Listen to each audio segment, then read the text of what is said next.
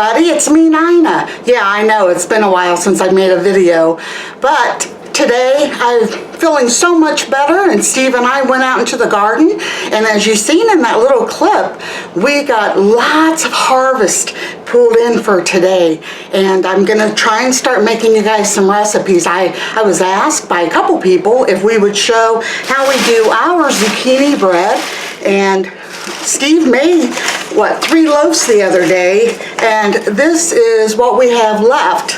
We gave one to my mom and her husband, and grandsons came over and ate some of it, and they really enjoyed it. So, yeah, this harvest is beautiful, you guys. We have, let me put the camera down over here so you can see what I'm gonna be showing you. Right in this bag, we have picked some of our green beans, and these are called half runners. Now, a lot of southern people really love half runner beans, and we ended up canning a bunch of these last year, and this year we just have enough to eat on.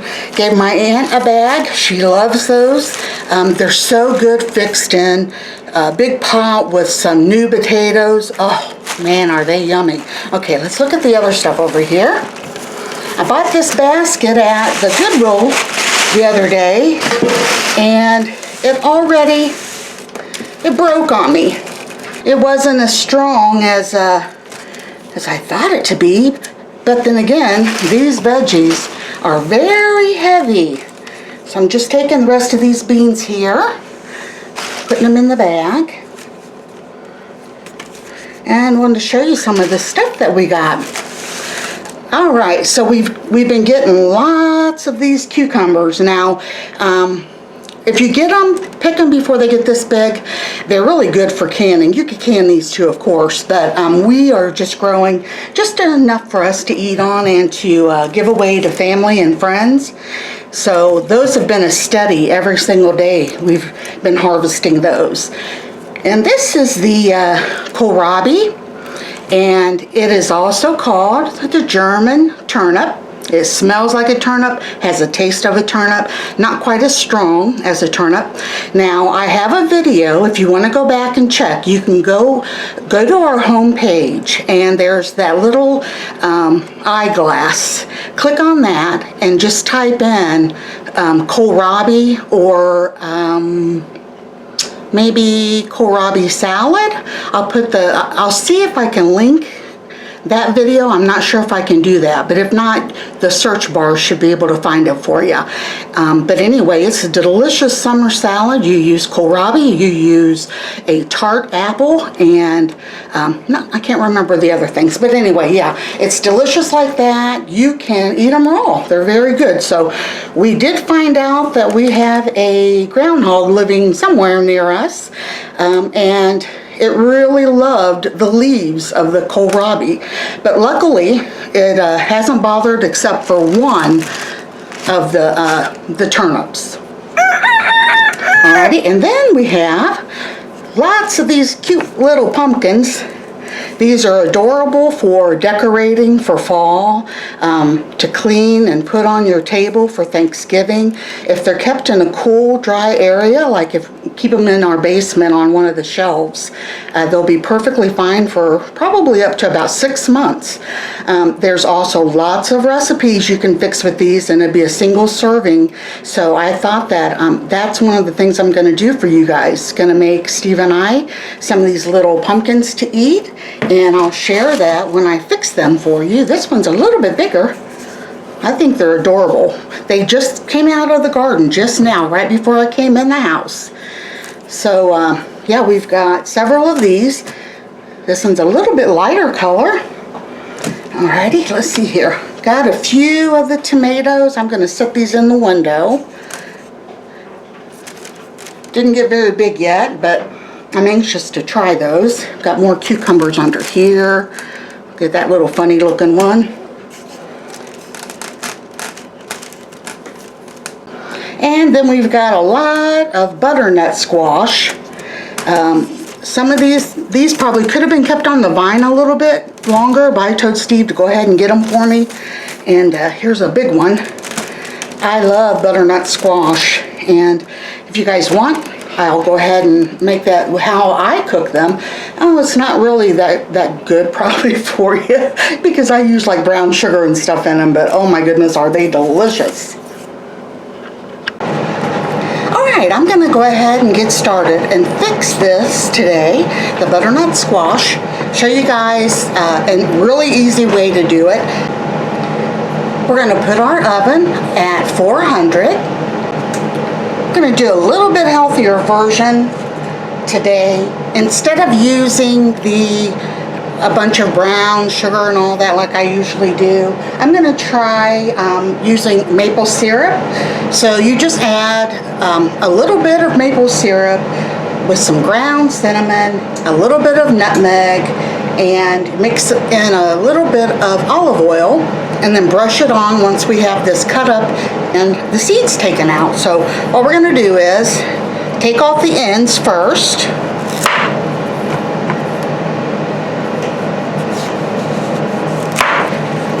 Okay, and then cut it in half. I've already washed it.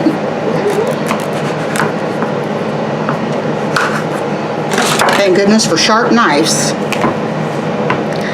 So let's take all these out. I like any type of a squash.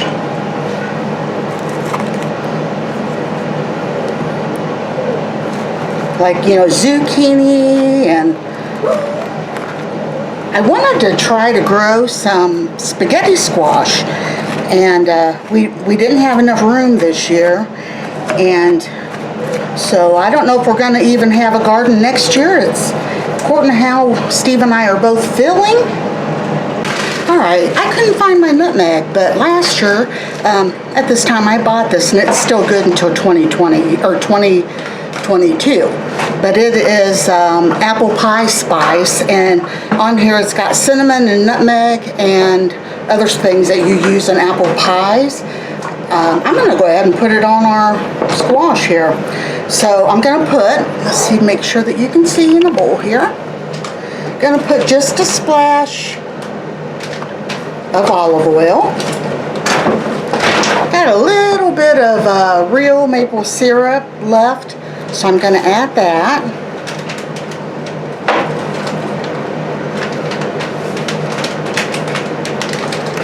I'll turn it upside down and get the rest of it out there. Okay, and a little bit of this spice.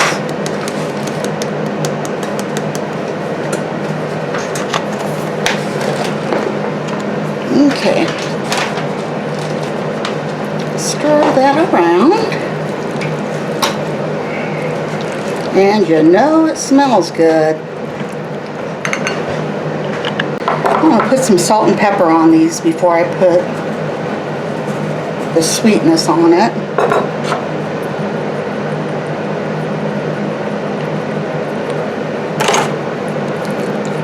Okay, let's just brush some of this on. We're going to put it in the oven. It's going to bake for about 45 minutes. And we are wanting this, a little bit of this syrup and all of the spices to get like a caramelized look on it. It's supposed to be healthier than the way that I normally fix it with a lot of brown sugar and stuff. So I think I might add a little bit of syrup.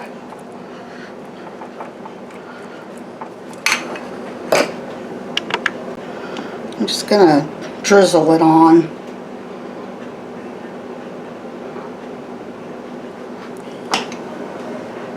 All right, let's get this in the oven. I wanted to show you my other hen on nest is what they're, I guess, officially called, but I have been trying to collect them, and they're hard to find without, you know, costing a fortune. And you guys know that, you know, living on Social Security disability, we live on a budget, and I can't afford to spend a ton on these things. But I found this one actually at the Goodwill where I found that basket. It was $5.99, and the lady told me that they never ever get those in. I was so excited, you guys. It's such a beautiful green, and it's actually it's called the carnival glass. And the other ones, I'll go ahead and show you what other ones I have in case anybody's new.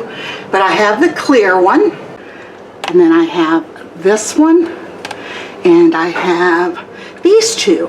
Those two are smaller, and I found those at a collector's booth a couple years ago. So those are extra special ones. But yeah, I love those. You know, when I cut into that squash, the butternut squash, I thought that it not only looked different, the color of it was more of a yellow than it was like an orangish color, and it was not near as hard to cut through. As you might recall, I said something about it's a good thing I had a sharp knife. I got thinking about that. The more I thought about it, I thought something just didn't seem right. So I went online, started looking, and the reason being is we got those plants from an Amish place that sells them at their home. And so I know sometimes when you buy things from the Amish, they just give them a generalized name, and it might not be exactly what you think it is. Those were not butternut squash, and I'm not exactly sure how to pronounce this. It's a Kousa, so Kousa, maybe? But anyway, it is a actually like a Lebanese squash, a Middle Eastern squash. They say that it's very good. There's different ways you can fix it, but they say that they're very good, and that a lot of times you can't find them, and the only way that you can get them is if you grow them with your own seeds. So if we find out that this is good, I'm going to be saving those seeds that I just dug out of there. But yeah, I thought that was a cool thing. Let me show you. Let's see if I can do this. That's the name right up there. And there's the squash. So yeah, we got ourselves a different type of a squash now. So I'm going to save those seeds if we like it. All right, this is how our dinner turned out. Steve made barbecue chicken and rice. It's Mexican rice. And then, of course, there's some type of squash. All right, everybody, let's give this a taste. All right, here it is. It's gonna get me, there we go. I only got a small one because this just came out of the oven. Of course, it's very hot.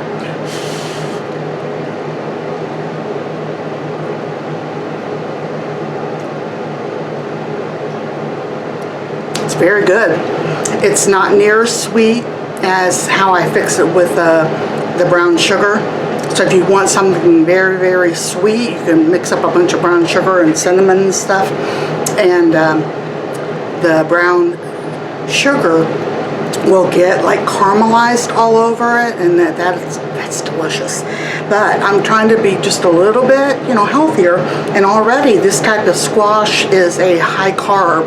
It's not like, like zucchini. Zucchini is a low carb vegetable, and this type is a high carb. So I thought I would try to make it just a little bit healthier.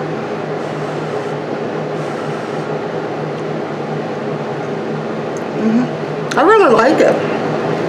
It's got a really, really good, got a nutty taste even to it, but yeah, very good. So you guys have a great day. Thanks for joining us, and we will see you on the next video.